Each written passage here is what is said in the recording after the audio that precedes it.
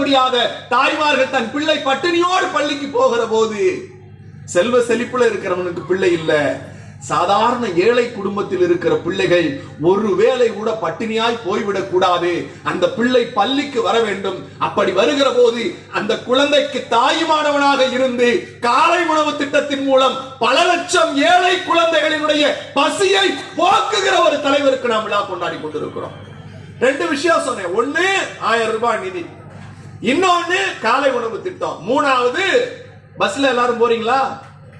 சத்தமா சொல்லுங்க, எனக்கு கேட்கல.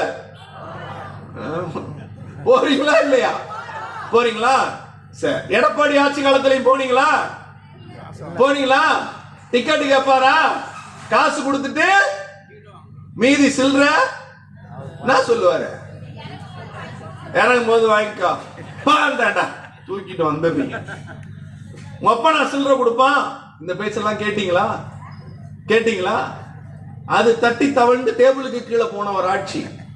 எங்க ஆட்சி அப்படி இல்ல. இப்ப மேறீங்க பஸ்ல, ஏறின உடனே கண்டக்டர் என்ன செய்யறாரு? டிக்கெட் கொடுக்கிறாரு. டிக்கெட் கொடுத்துட்டு வாங்க மேடம் உட்காருங்க. என்ன எங்களை மேடம்?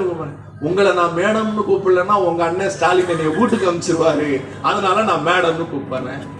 இங்கே உட்கார்ந்து இருக்கிற தாய்மார்களுக்கு சொல்லுகிறேன், நீங்கள் தைரியத்தோடு, நீங்கள் தன்மானத்தோடு பேருந்தில் ஏறி பயணிக்கிறீர்களே, அந்த பயணம் என்பது இலவச பயணம் அல்ல.